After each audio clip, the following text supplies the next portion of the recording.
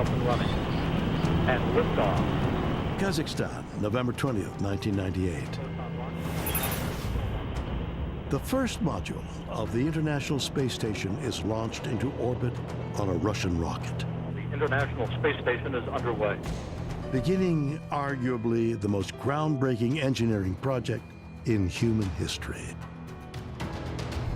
The International Space Station is really a marvel of engineering.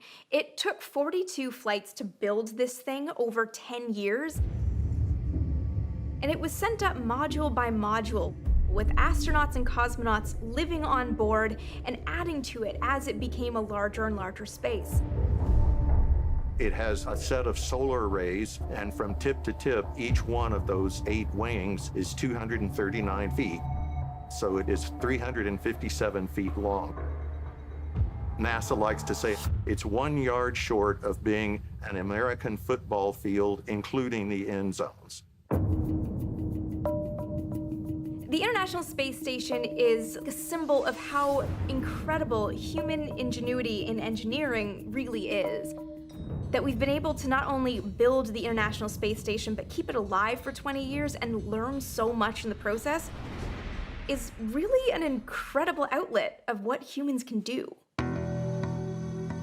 The idea of a space station suitable for human habitation started with the vision of one man, Dr. Wernher von Braun, the German-born aerospace engineer who designed the Saturn V rocket that took Americans to the moon.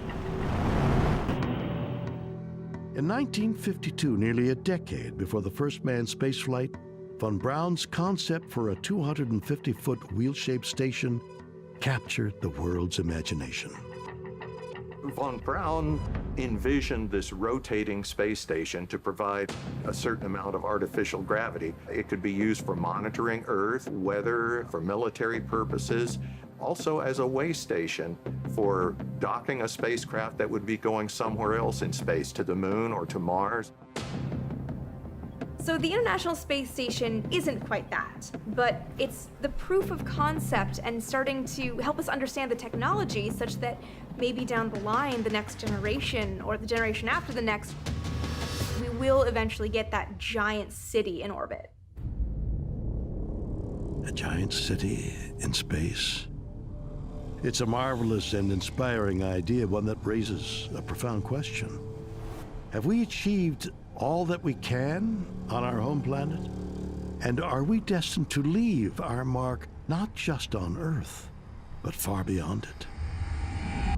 So many of our iconic structures on this planet are reaching beyond, stretching up from the surface, trying to get us somewhere else.